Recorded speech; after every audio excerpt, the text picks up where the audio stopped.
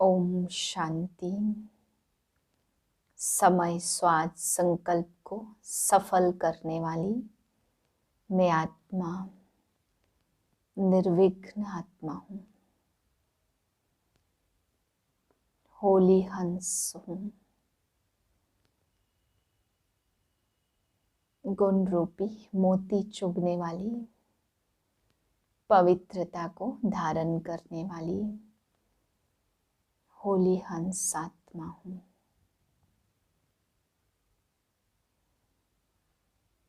पवित्र हंस की स्थिति में आज के महावाक्य सुनते हैं।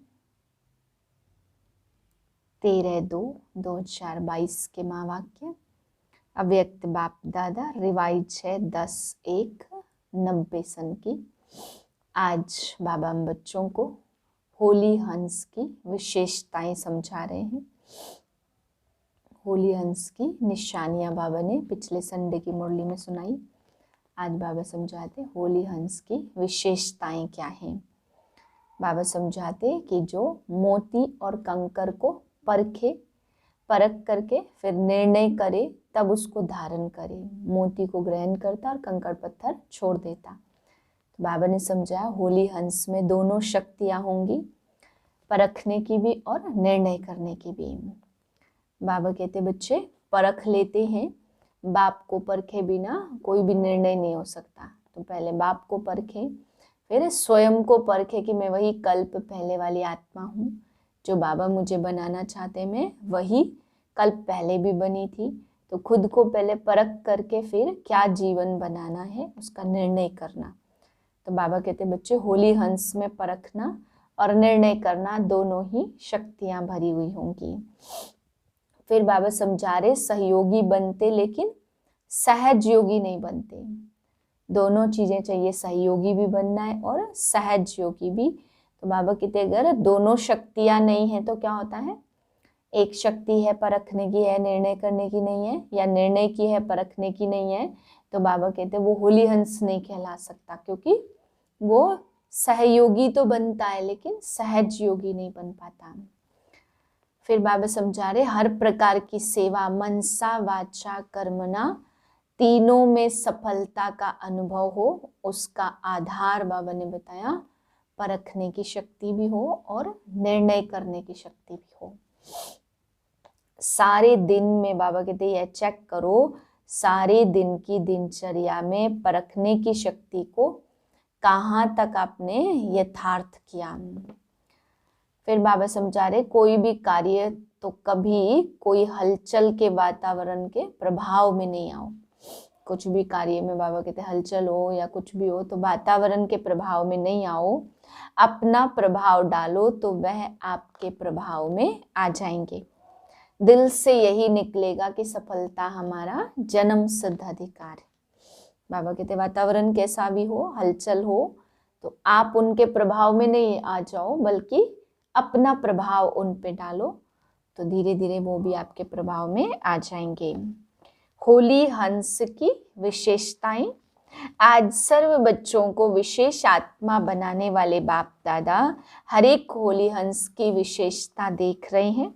जैसे हंस की निर्णय शक्ति और परखने की शक्ति विशेष होती, इसलिए ग्रहण करने की शक्ति भी विशेष है। जो मोती और कंकड़ दोनों को परखता और फिर निर्णय करता, उसके बाद मोती ग्रहण करता और कंकड़ पत्थर छोड़ देता। तो परखना, निर्णय करना और ग्रहण करना अर्थात धारण करना, तीनों शक्तियों की विशेषता के कारण संगम युगी सरस्वती माँ की सवारी हंस दिखाया है। तो एक सरस्वती माँ का यादगार नहीं लेकिन माँ समान बनने वाली ज्ञान वीणा वादिनी आप सभी हो। इस ज्ञान को धारण करने के लिए भी यह तीनों विशेषताएं अति आवश्यक हैं। आप सभी ने ब्राह्मण जीवन धारण करते ही ज्ञान द्वारा, विवेक द्वारा पहले परखने की शक्ति के आधार को पहचाना, अपने आप को पहचाना और समय को पहचाना। अपने ब्राह्मण परिवार को पहचाना, अपने श्रेष्ठ कर्तव्य को पहचाना, इसके बाद निर्णय किया, तब ही ब्राह्मण जीवन धारण की। यह वही कल्प पहले वाला बेहद का बाप है, परम आत्मा है। मैं वही कल्प पहले वाली श्रेष्ठ आत्मा हूँ, अधिकारी आत्मा हूँ। यह परखने के बाद निर्णय किया। बिना बाप को परखने के निर्णय कर नहीं सकते। कई आत्माएं अभी तक भी संबंध संपर्क में हैं, बहुत अच्छा कहती रहती हैं, लेकिन परमात्मा पहचान न होने के कारण, परखने की शक्ति न होने के कारण निर्णय नहीं कर सकते कि क्या करना है, क्या बनना है। इसलिए ब्राह्मण जीवन धारण नहीं कर सकते। पवित्रता रूपी मोती और अपवित्रता रूपी कंकड़ दोनों को अलग नहीं समझते तो पवित्रता को ग्रहण करने की शक्ति नहीं आ सकती। तो होली हंस की विशेषता है पहले शक्ति परखना अर्थात पहचानना। आप होली हंस में यह दोनों शक्तियां हैं ना, क्योंकि बाप को पहचाना, अपने आप को भी पहचाना, निर्णय भी ठीक किया, तब तो ब्राह्मण बने और चल रहे हो। इस बात में तो सब पक्के पास हो, लेकिन जो सेवा करते हो और कर्म में आते हो, सारे दिन की दिनचर्या में जो कर्म करते हो, संबंध संपर्क में आते हो, उसमें सफलता पूर्वक हर कर्म रहे व संपर्क वाली आत्मा के संबंध में आने में सदा सफलता रहे। हर प्रकार की सेवा मनसा वाचा कर्मणा तीनों में सदा सफलता अनुभव हो, उसका भी आधार परखने की शक्ति और निर्णय करने की शक्ति है। इसमें फुल पास हो। सेवा की सफलता व संपर्क में सदा सफल न होने का कारण चेक करो तो कार्य को, व्यक्ति को, आत्मा को परखने की शक्ति में अंतर पड़ जाता।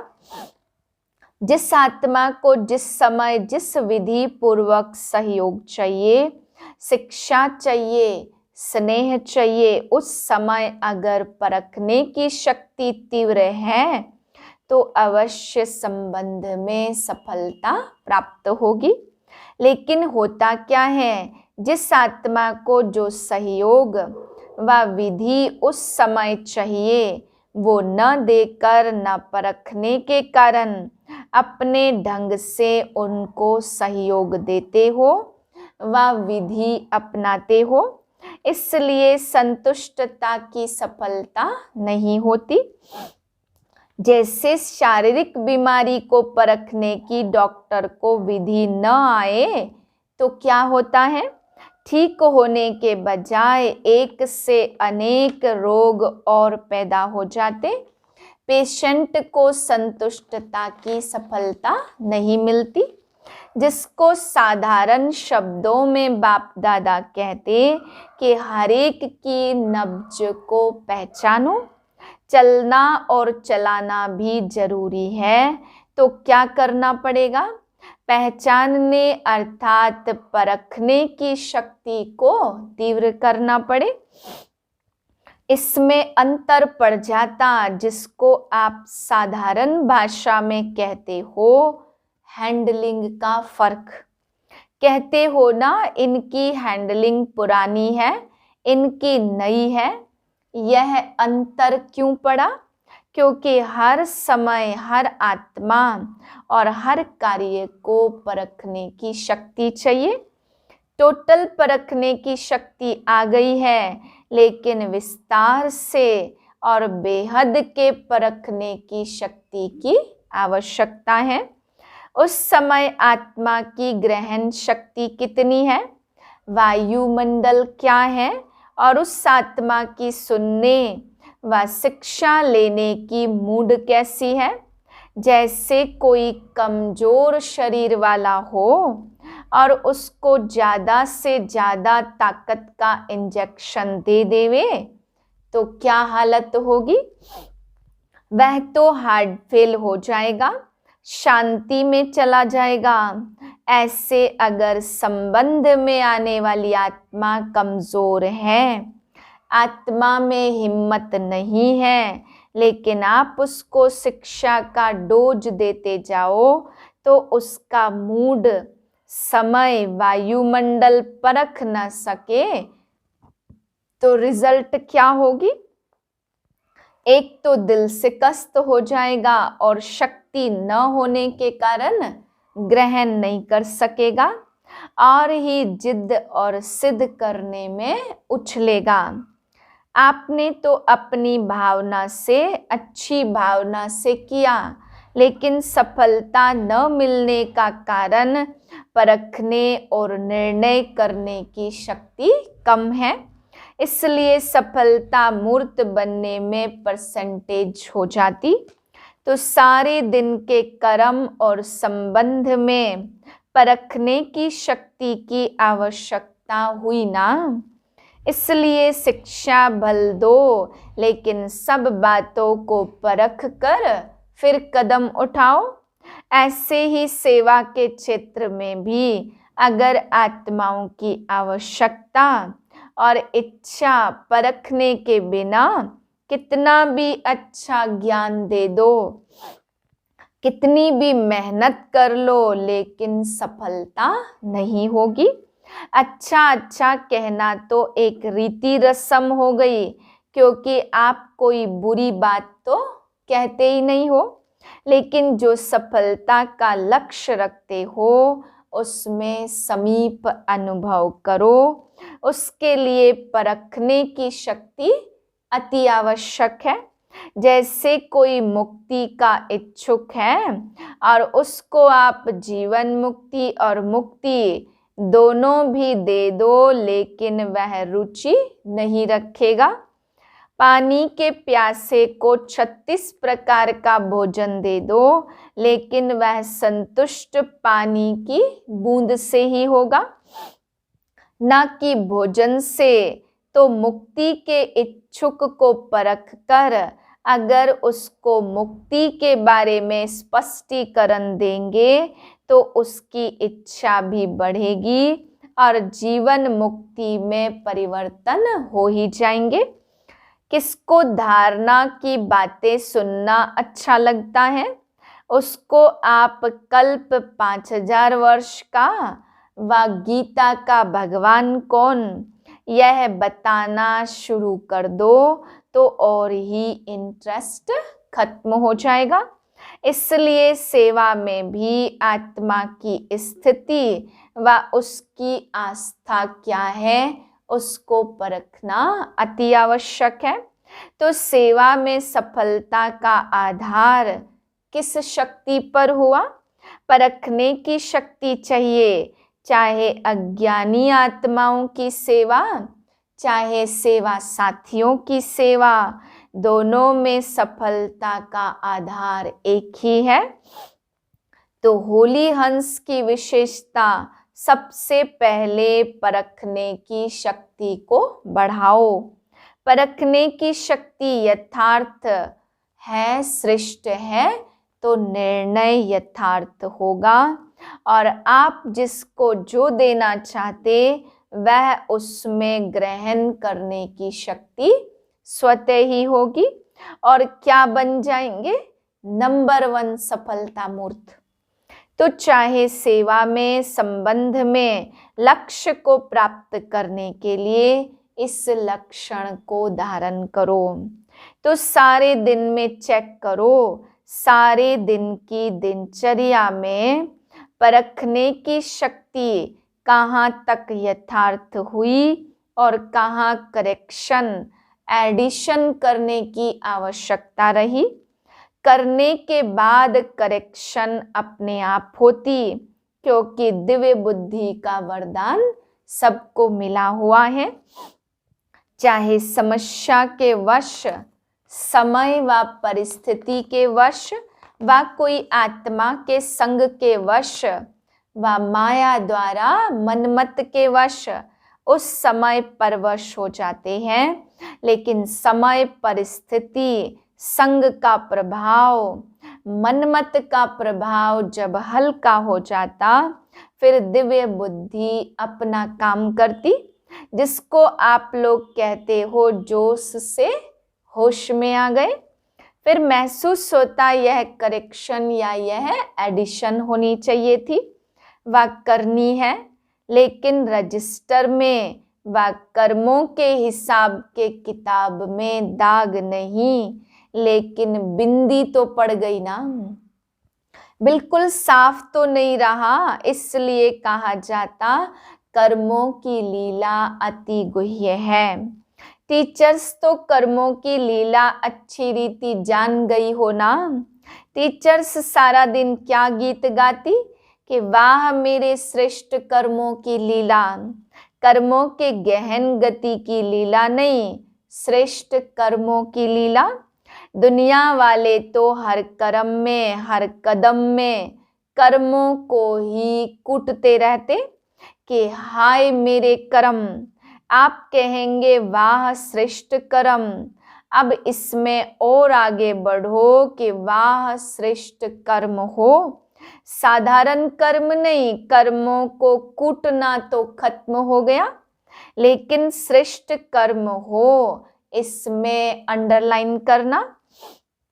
अगर मिक्स कर्म है, साधारण भी है, श्रेष्ठ भी है, तो सफलता भी मिक्स हो जाती। अभी विशेष अटेंशन यह देना है कि साधारणता को विशेषता में परिवर्तन करो। इस पर भी कभी सुनाएंगे कि बाप दादा हर एक रोज की दिनचर्या में क्या क्या देखते हैं, साधारणता कितनी और विशेषता कितनी, यह रिजल्ट देखते रहते। बाप दादा के पास देखने के साधन इतने हैं जो एक ही समय देश विदेश के सभी बच्चों को देख सकते। अलग अलग देखने की आवश्यकता नहीं, 5 मिनट में सबका पता लग जाता। बच्चों के वाह वाह के गीत भी गाते, साथ साथ में समान बनाने की एम से भी चेक करते हैं। सुनाया था ना कि बाप से स्नेह है व बाप की पहचान, इसमें तो सब पास हो और कभी कभी कमाल के काम भी करते हो। अच्छी कमाल है, ना कि धमाल वाली कमाल। कोई कोई बच्चे धमाल की भी कमाल करते हैं ना, होती है धमाल, लेकिन कहते हैं यह तो हमारी कमाल है।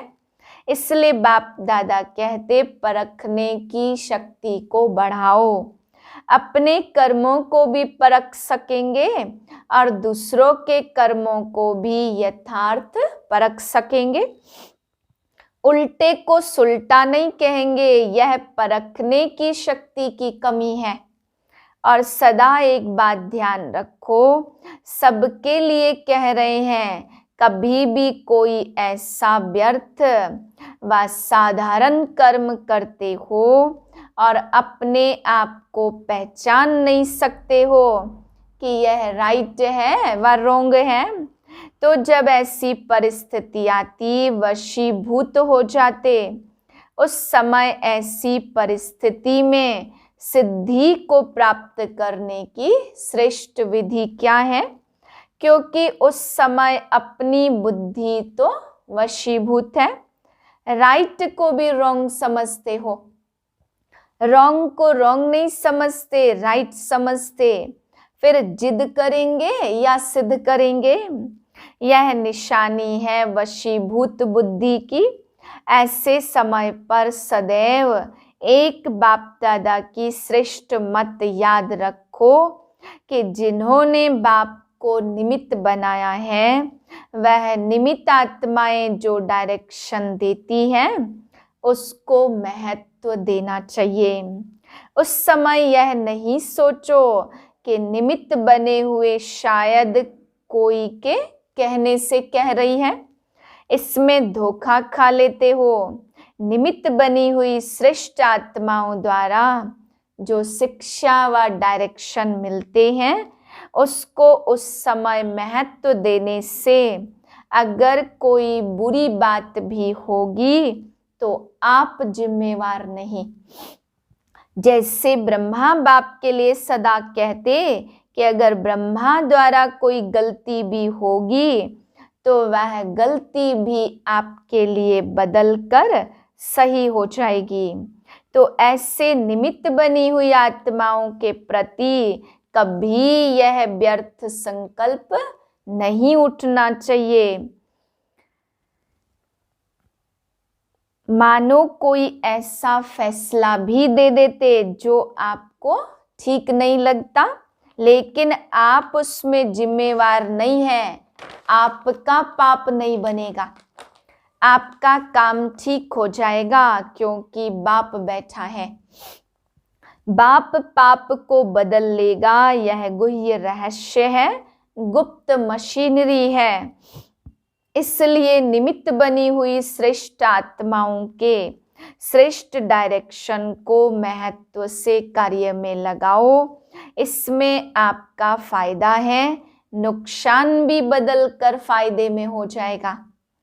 यह बाप की गारंटी है, समझा? इसलिए सुनाया कि कर्मों की लीला बड़ी विचित्र है। बाप जिम्मेवार है और जिनको निमित्त बनाया उसका भी जिम्मेवार बाप है। आपके पाप को बदलने का भी जिम्मेवार बाप है। ऐसे ही निमित्त नहीं बनाया, सोच समझ के ड्रामा के लौ मुजीब किसी को निमित्त बनाते हैं, समझा? टीचर्स को अच्छा लगता है ना, इसमें फायदा है, बोझ हल्का हो गया। कोई भी बात आएगी तो कहेंगे निमित्त बने हुए बड़े जाने, हल्के हो गए ना। लेकिन सिर्फ कहने मात्र नहीं, समझने मात्र, स्नेह मात्र, स्वमान मात्र हो। इन गुह्य बातों को बाप जाने और जो समझदार बच्चे हैं वह जाने। निमित्त बनी हुई आत्माओं के लिए कुछ भी कहना अर्थात बाप के लिए कहना। निमित्त बाप ने बनाया, बाप से ज्यादा आपको परखने की शक्ति है क्या? बाप दादा का अति स्नेह सभी बच्चों से है। ऐसे नहीं कि निमित्त बने हुए से ही प्यार है, दूसरों से नहीं। यह भी प्यार के कारण ही डायरेक्शन दे रहे हैं। प्यार नहीं होता तो कहते जैसे चल रहे हो चलते रहो। जब इतनी हिम्मत रखी, ब्राह्मण जीवन में चल रहे हो, उड़ रहे हो, तो छोटी सी कमजोरी भी क्यों रह जाए। यह है प्यार। प्यार वाले की कमी कभी देखी नहीं जाती। यह है प्यार की निशानी। जिससे दिल का सच्चा प्यार होता, उसकी कमी को हमेशा अपनी कमी समझते हैं। अच्छा, कोई भी कार्य करो तो कोई कभी भी कोई हलचल के वातावरण के प्रभाव में नहीं आओ। अपना प्रभाव डालो तो वह आपके प्रभाव में आ जाएंगे। और दिल से यही निकलेगा कि सफलता हमारा जन्म सिद्ध अधिकार है। हिम्मत का बहुत महत्व है। कभी किसी बात में घबराओ नहीं। हजार भुजाओं वाले आप भी हो, बाप भी हजार भुजाएं तो आपकी भी हुई ना। अच्छा, चारों ओर के सदा परखने की शक्ति की विशेष आत्माओं को, सदा हर कर्म और संबंध में श्रेष्ठ सफलता प्राप्त करने वाली सफलता मूर्त आत्माओं को, सदा हिम्मत और शुभ भावना शुभकामना द्वारा परिवर्तन करने वाली शक्तिशाली आत्माओं को, सदा वह मेरे श्रेष्ठ कर्म के खुशी के गीत गाने वाले बच्चों को बाप दादा का याद, प्यार और नमस्ते। हम रूहानी बच्चों के रूहानी बाप को नमस्ते। वरदान है, शांति की शक्ति से संस्कार मिलन द्वारा सर्व कार्य सफल करने वाले सदा निर्विघ्न भव। सदा निर्विघ्न वही रह सकता जो सी फादर फॉलो फादर करता है। सी सिस्टर सी ब्रदर करने से हलचल होती, इसलिए अब बाप को फॉलो करते हुए बाप समान संस्कार बनाओ तो संस्कार मिलन की रास करते हुए सदा निर्विघ्न रहेंगे। शांति की शक्ति से अथवा शांत रहने से कितना भी बड़ा विघ्न सहज समाप्त हो जाता और सर्व कार्य स्वतः संपन्न हो जाते हैं। स्लोगन है, त्रिकालदर्शी वह है जो किसी भी बात को एक काल की दृष्टि से नहीं देखते, हर बात में कल्याण समझते हैं। ओम शांति।